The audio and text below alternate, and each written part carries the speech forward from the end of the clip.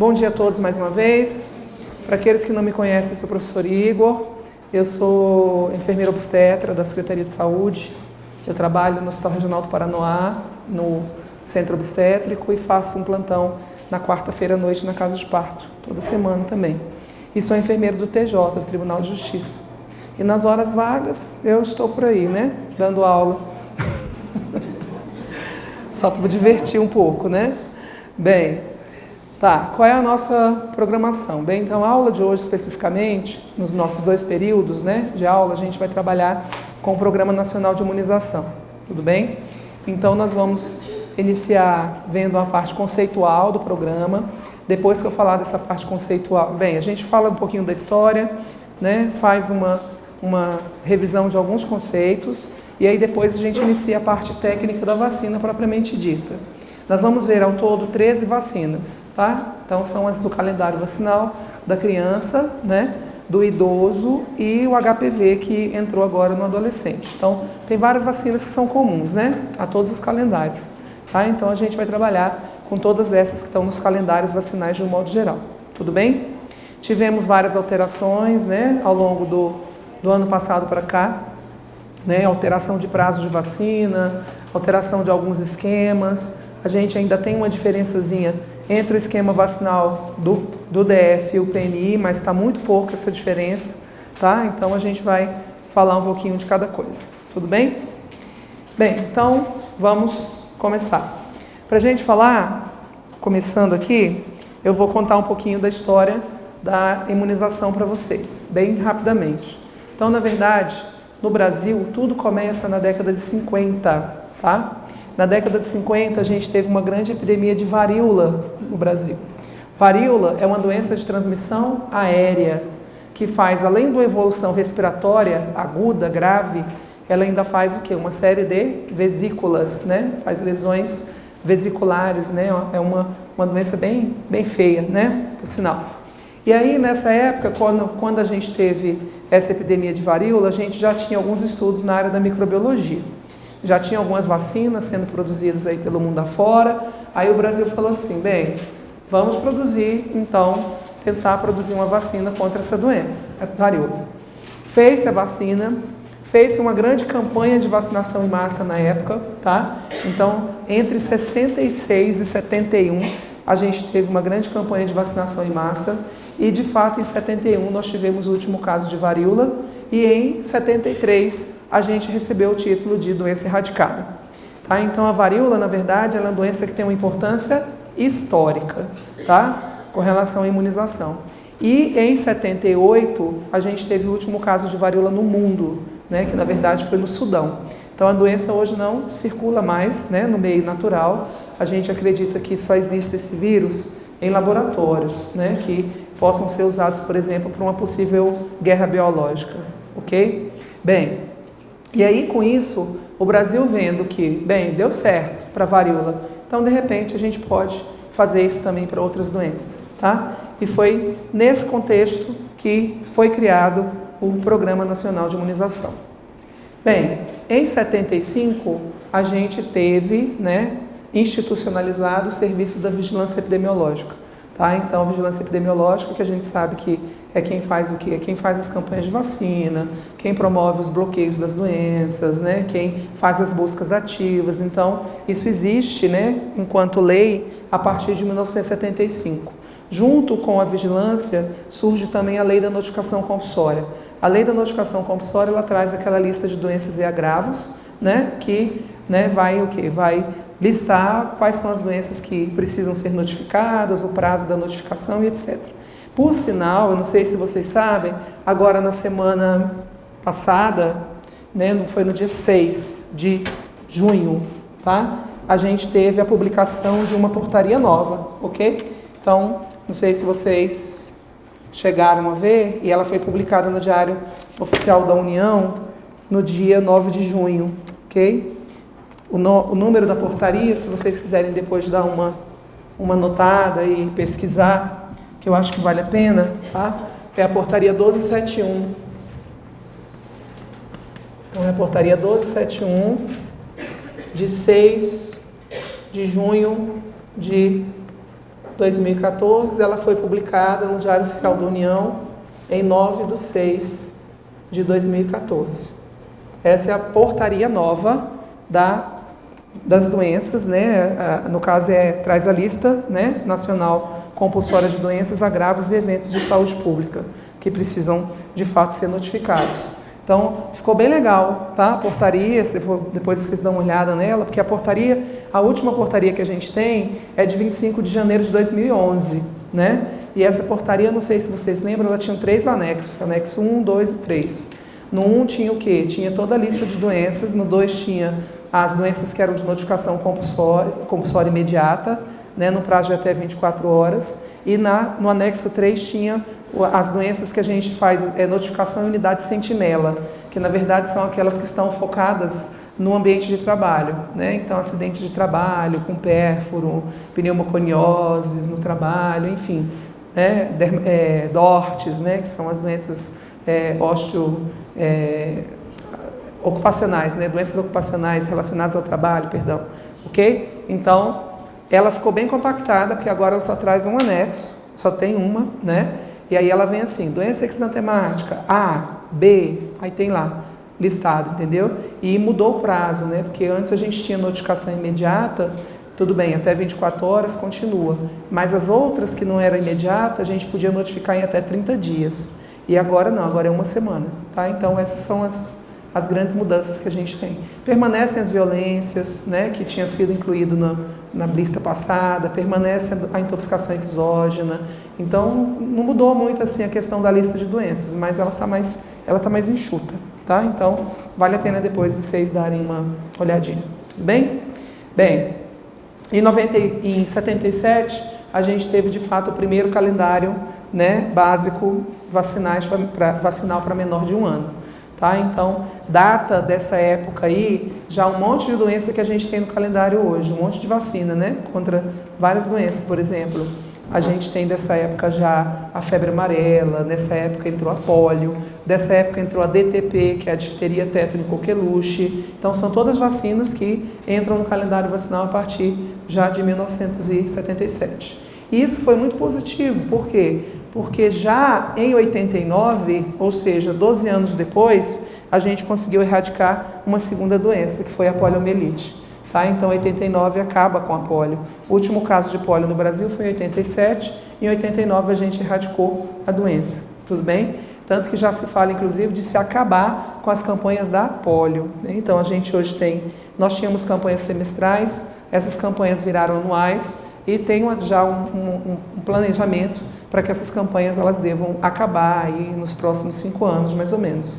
Por quê? Porque a gente não tem mais a doença circulando no meio natural, tá? Então, a gente, na verdade, vai ficar só com essa vacina no calendário básico, né, de imunização. Eu posso tirar a vacina do calendário? Não. Por quê? Porque a doença ainda existe no mundo.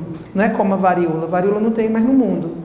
Mas a polio tem. A gente tem um monte de países como Indonésia, Afeganistão, né, vários países asiáticos e africanos que ainda, né, apresentam índices altos de poliomielite. Então a gente não pode tirar a vacina do calendário, de fato. Bem, aí em 89 também tem uma outra vacina importante que eu sempre gosto de relatar, que é a da hepatite B. Tá? Então a hepatite B também entra nessa mesma época.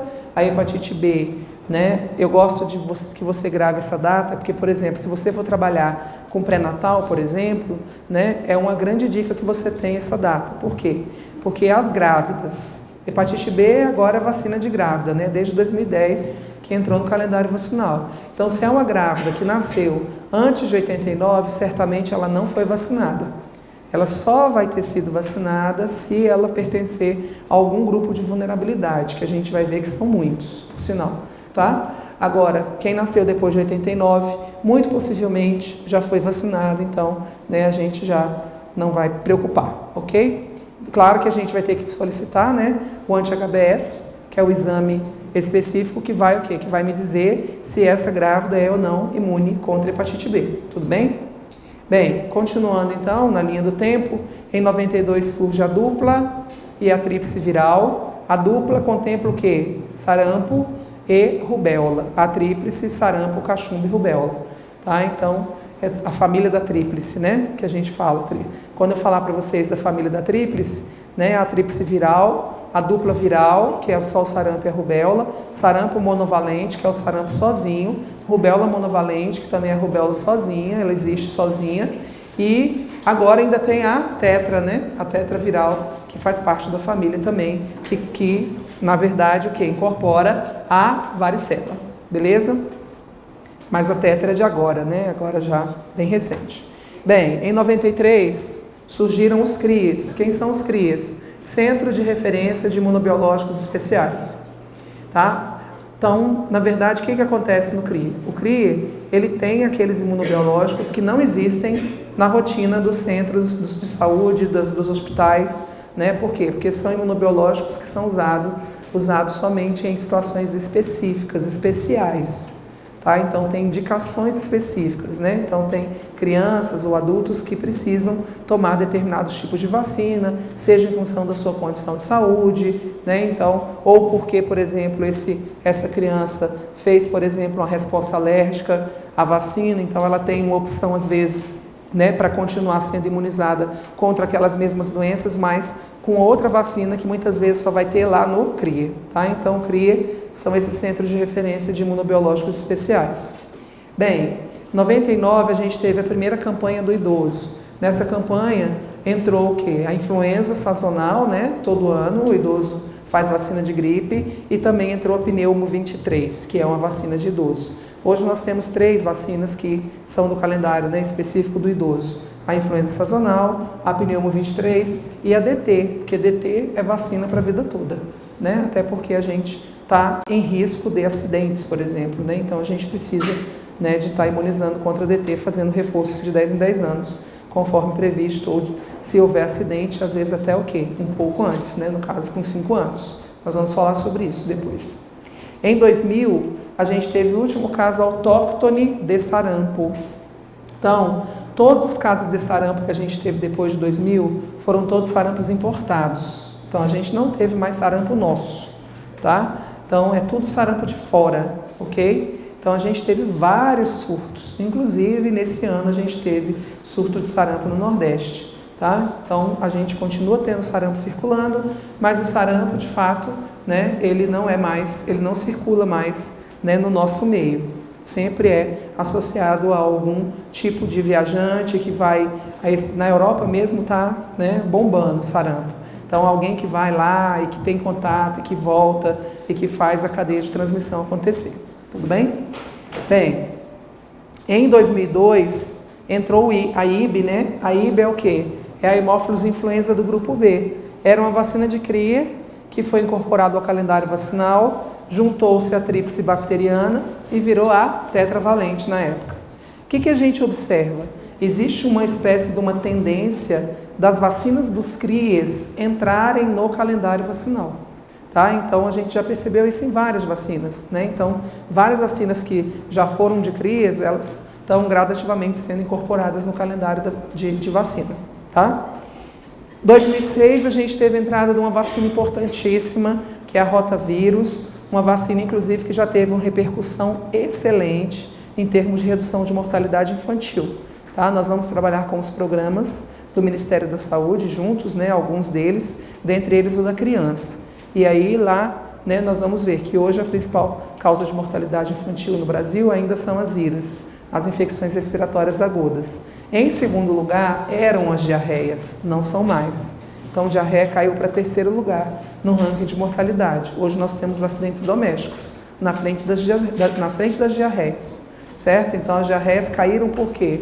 Principalmente em função da entrada da vacina da rotavírus em 2006.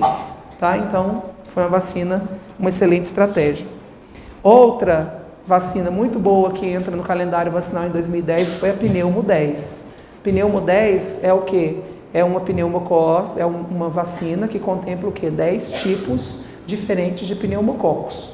E nós vamos ver que ela é uma vacina muito completa. Por quê? Porque além dela pegar a streptopneumoniae, ela ainda contempla proteínas do Haemophilus. Então, ela é uma vacina que ainda completa a ação da penta. Tá? Então, é excelente essa vacina. E a meningo C, também entrou no calendário, a do CRIA também entra no calendário. Essa vacina a gente sabe que é importantíssima, por quê? Porque a meningite C é a mais letal de todas, né? Então é a mais letal de todas as meningites, causada pela Neisseria meningitidis, ok? 2012 começa a penta, né? A penta valente. Aí eu queria deixar só uma observação, por quê? Porque essa penta que eu estou me referindo aqui é a penta Brasil, ok? Por quê? Porque a gente tem a penta em clínica privada que não é com hepatite. A penta na clínica privada é com VIP, tá? É com a vacina inativada da polio. Para você ter a hepatite, é a hexa, tá? Então a nossa penta, Penta Brasil, é a difteria, tétano, coqueluche, a hemófilos influenza, mais hepatite B, tudo bem? E entra também a VIP, né? A VIP era do CRIE, entra no calendário vacinal substituindo as 2 primeiras doses da VOP. Num contexto ruim, por sinal. Na verdade, a gente teve essa substituição da vacina porque a gente teve um caso no Brasil de uma criança que fez a chamada paralisia flácida pós-vacinal. Ou seja, a criança foi vacinada e fez uma sequela de pólio por conta da vacina. Imagine, em pleno século XXI, né? A gente levar um filho, um sobrinho, quem seja, para vacinar e a criança fazer uma sequela da doença, né? Por quê? Porque a VOP é de vírus vivo, tá? Então, as 2 primeiras doses hoje de pólio são com VIP, inativadas, por questões também de segurança, tá? Bem, 2013 surge a Tetra, né, no calendário. Na verdade, a Tetra, ela é de uma portaria do final de 2012, só que de fato ela entra mesmo, né, na prática no final de 2013. A gente teve problema com a produção dela, enfim, demorou um pouquinho, tá? Mas ela tá aí. A Tetra, na verdade, é o quê? É a tríplice antiga, né? Ou seja, sarampo, cachumba e rubéola, e eu tenho junto agora a varicela, beleza? Essa aqui tá entrando, mas ainda não entrou, tá? Então a gente tem uma previsão aí da entrada da vacina da hepatite A. Aliás, estava previsto, né, até março agora de 2014, não entrou, tá? Eu acho que por conta também, né, de Copa do Mundo, essas coisas todas, então eu acho que deu uma atrasada aí nessa entrada. Estamos aguardando qualquer momento da hepatite A. Tomara que não seja antes do seu concurso, né? Que aí é uma vacina a mais ainda para você ter que estudar, tá bom? Eu acho que não vai ser, eu acho que se for, vai ser mais no final do ano. Tudo bem? Mas tivemos sim a entrada do HPV, né? Então, em março agora, né, no dia da campanha, no Dia Internacional da Mulher, foi lançada a campanha da vacina de HPV. E ela foi institucionalizada nacionalmente. Então agora é no Brasil inteiro que a gente faz HPV, beleza? E é diferente, né, o esquema nacional e o esquema que a gente usa, por exemplo, aqui no Distrito Federal. Eu vou te explicar isso daqui um pouco, beleza? Previsão para 2015, 2017, né, mais ou menos, nessa faixa aí, a gente tem a heptavalente. A hepta seria a nossa penta, que já existe, junto com a VIP, junto com a meningocê. Ou seja, perceba que há uma tendência cada vez maior de se fazer combinação de vacina combinada, tá? Nós vamos ver o que é vacina combinada. É quando eu tenho vários antígenos diferentes na mesma vacina, tá? Isso é o que a gente chama de vacina combinada. É diferente de vacina simultânea. Hoje a gente faz muito vacina simultânea, não é? Então, por quê? A gente faz 2, 3 vacinas no mesmo dia, né? Então isso chama vacinação simultânea. Agora, quando eu consigo juntar essas vacinas numa só, eu estou fazendo o quê? Uma vacinação combinada. Bem, visto um pouquinho da história, vamos a alguns conceitos, né, que a gente precisa relembrar quando a gente fala de imunização. Então, olha só, vamos entender que quando eu tenho uma resposta imunológica, eu tenho o binômio, né, que é o quê? Que é o antígeno, não é isso? Mais os anticorpos. Quem são os antígenos, hein? Os antígenos são o quê? São aqueles que vão o quê? Estimular a resposta imunológica. Geralmente é o quê? É o micro-organismo, né? Ou é uma parte do micro-organismo, ok? Então, é isso que vai o quê? O antígeno é ele que, na verdade, vai desencadear a resposta imunológica, certo? Bem, e aí? E aí, os anticorpos. Quem são os anticorpos? Os anticorpos, na verdade, são o quê? São proteínas de defesa, né? E essas proteínas, elas são produzidas por quem? Vamos lembrar da aula de imuno? E aí, quem é que produz anticorpo? São chamados linfócitos, quem? Qual? B. São os linfócitos B. Eles que são os produtores de anticorpos, beleza? Linfócito B, ele é produzido e maturado aonde? Nos nossos órgãos linfóides primários. Quem são os nossos órgãos linfóides primários? Medula óssea e o timo, tá? Então, a diferença de órgão linfóide primário e secundário é essa. Primário, ele produz e matura células, enquanto o secundário, ele só matura, né? Então, por exemplo, o órgão linfóide secundário que a gente tem baço, linfonodo, tonsila palatina, adenoide, né? E assim vai. Então, essas estruturas, né? Elas fazem só maturação de células, né? Do sistema imunológico, tá? Então, o linfócito B, ele é produzido e maturado na medula óssea e no timo. Lembrando que o timo, ele evolui na adolescência. Então, a gente só fica com a medula óssea, né? Posteriormente. Beleza. Esses linfócitos B, então, eles vão produzir os anticorpos, que também são conhecidos como imunoglobulinas, tá? Então, anticorpos e imunoglobulinas são sinônimos, beleza? Na verdade, essas imunoglobulinas são o quê? Proteínas, tá? Então, eu até costumo dizer que no sistema imunológico, eu tenho o soldado que faz a defesa celular, que é aquele que tem que ir para a porrada. E quem vai para a porrada, bate e apanha, mata e morre. E eu tenho o soldado moderno. O soldado moderno é exatamente o linfócito B. Por quê? O linfócito B, ele não precisa ir para a porrada, ele lança um míssil. Ou seja, ele produz a proteína e ó, joga lá no local aonde está acontecendo a invasão, tá? Essas proteínas são, de fato, as imunoglobulinas. Nós temos 5 tipos de imunoglobulinas, né? Que são produzidas. Quem são elas? A IgA, a IgD, a IgE, a IgG e a IgM. Só relembrando, né? Onde entra cada uma. Então, IgA é muito comum aonde? Infecção viral, tá? Então, nas infecções virais tem muito IgA. E outra situação que também tem muito IgA são nas secreções. Saliva tem muito IgA, leite materno tem muito IgA, tá? Inclusive caiu na prova da Anvisa no ano passado, né? Perguntando qual era a imunoglobulina que predominava no leite materno. De fato é a IgA, tá? IgD também tem bastante nas secreções, beleza? Então, leite também tem IgD, saliva também tem IgD, só que a gente não conhece muito bem a função da IgD, tá? Então, a IgD, a gente sabe que ela está presente nas secreções, mas a gente não tem uma função específica dela. IgE é muito comum o quê? Quando tu tem alergia e quando você está com verminose, tá? Então, nas alergias e nas verminoses, predominam IgEs na defesa.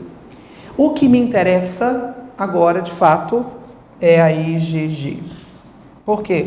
Porque é essa aqui que vai me dar o quê? A famosa memória imunológica. O que é essa memória imunológica? Então, né, quando eu tenho uma doença, o meu organismo produz anticorpos e aí nunca mais eu vou ter a doença. Algumas, né? Não são todas que conseguem fazer essa produção da memória imunológica. Não são todas as doenças, né? As virais e bacterianas, de um modo geral, praticamente todas fazem, né? Protozoário já não faz, né? Fungo também não faz, enfim. Mas vírus e bactérias, né? Algumas têm essa capacidade de fazer a memória imunológica. Quando eu tomo uma vacina, também eu estou fazendo isso. Eu estou induzindo uma produção de IgG que vai fazer o que a gente chama de memória imunológica. Ou seja, se eu tiver um novo contato com aquele mesmo tipo de antígeno, o meu corpo já tem, né, uma memória, né, para me desencadear uma reação imunológica rápida, a ponto de eu não produzir novamente, né, a doença. Tudo bem? E o IgM é o quê? IgM basicamente está envolvido nas infecções bacterianas e protozoários. Infecções ativas, de um modo geral, a gente tem IgM também em grandes quantidades, tá? Independente do tipo de infecção. Ela estando ativa, a gente observa bastante IgM. Tudo bem? Então, imunidade é isso. Imunidade é o quê? É um estado de resistência quando eu tenho a presença dos anticorpos, né? E esses anticorpos, eles são produzidos por conta de quê? Por conta da estimulação pelo antígeno. E aí pode ser a toxina, pode ser o micro-organismo causador, enfim, a gente tem, né, várias situações que podem desencadear essa resposta, certo? Temos dois tipos de imunidade, a passiva e a ativa. Vamos entender então qual é a diferença. O que é imunidade passiva? É quando eu te dou o anticorpo pronto para você usar. O que é imunidade ativa? É quando eu falo assim, te vira, produza seus anticorpos, tá? Então vamos lá. Eu tenho dois tipos de imunidade passiva, né? Então existe a imunidade passiva que a gente chama de natural e a imunidade artificial, tá? Então o que é imunidade passiva natural? Transplacentária e leite materno, são dois grandes exemplos. Então, para que a gente vacina uma grávida, por exemplo, contra tétano? Para prevenir o chamado tétano neonatal, né? Então, ou também o pessoal falava muito que era o mal dos 7 dias, né? Que hoje a gente quase não vê mais, né? Tétano neonatal. Tétano neonatal é uma doença de tendência o quê? Declinante, né? Então, a gente tem muito poucos casos, né, de tétano neonatal hoje em dia. Graças a quê? A vacina de tétano que é feito na grávida, né? Inclusive o reforço na grávida, ele é antecipado para 5 anos em vez de 10 anos. Por quê? Porque aí a grávida produz anticorpos, manda via placenta para o neném. E aí o neném fica defendido contra, né, o clostridio tetânico, tá? Então, isso é o quê? Passiva natural. Outra coisa é o quê? O leite materno. Então, quando a gente defende tanto a amamentação, né, uma das vantagens da amamentação é exatamente essa. Por quê? Porque lá no leite materno a gente sabe que vai ter uma série de imunoglobulinas que vão fazer a defesa desse bebê ao longo desses primeiros meses de vida, nos quais esse sistema imunológico ainda estará em processo de formação, ainda vai estar, né, ainda capengando, né, como a gente diz. Tudo bem? Então, imunidade natural adquirida, passiva, tá? Imunidade passiva artificial. Essa, por exemplo, quando você sofre um acidente ofídico, um acidente aracnídeo, um acidente escorpiônico, você está diante da toxina, né, lá circulando no organismo. Você precisa de defesa imediata. Então eu tenho que te dar um anticorpo pronto para te defender. Daí a gente usa um soro. Soro ou imunoglobulina humana. Tem diferença de soro e imunoglobulina humana? Tem. O soro, ele é o quê? Ele é heterólogo. O que é heterólogo? Heterólogo é quando ele é produzido numa espécie animal diferente da qual ele vai ser aplicado. Exemplo, o soro antiofídico. Como é que a gente produz soro antiofídico? A gente inocula o veneno, né, da serpente num animal de grande porte. Geralmente é o cavalo, tá? O cavalo produz os anticorpos, depois a gente extrai o sangue do cavalo, purifica o soro e produz o imunobiológico. Pronto. Então, isso é um soro. Já a imunoglobulina humana, ela é autóloga, tá? O que é ser autólogo? Autólogo é ser produzido na mesma espécie animal ao qual vai ser utilizada. Vou te dar um exemplo. Eu posso, por exemplo, te imunizar contra hepatite B, fazer uma vacina em você de hepatite B, né? Aí esperar o seu corpo produzir um anticorpo. Quando ele tiver produzido os anticorpos, eu vou, tiro o sangue seu, né? Purifico o soro e produzo a imunoglobulina humana. Então, isso seria o quê? Seria o autólogo. Hoje em dia a gente quase não tem mais isso. Por quê? Porque hoje em dia a gente tem técnica de engenharia genética. Técnica de engenharia genética, eu faço o quê? Pego o gene da produção, né, lá da proteína que eu quero produzir, coloco lá na bactéria, ela faz o processo para a gente. Então, as técnicas de engenharia genética, elas meio que vêm substituindo, né, esses processos que a gente fazia antigamente, diretamente né, na espécie humana, tá bom? Tem doença que tem soro e imunoglobulina, por exemplo, o tétano. O tétano tem IgAT, que é a imunoglobulina humana antitétano, e eu tenho soro antitetânico. Claro que quando eu tomo a imunoglobulina, a chance da minha reação é menor. Por quê?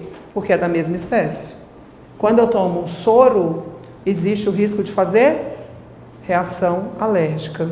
Tanto que quando a gente faz soro, geralmente a gente faz uma dessensibilização prévia.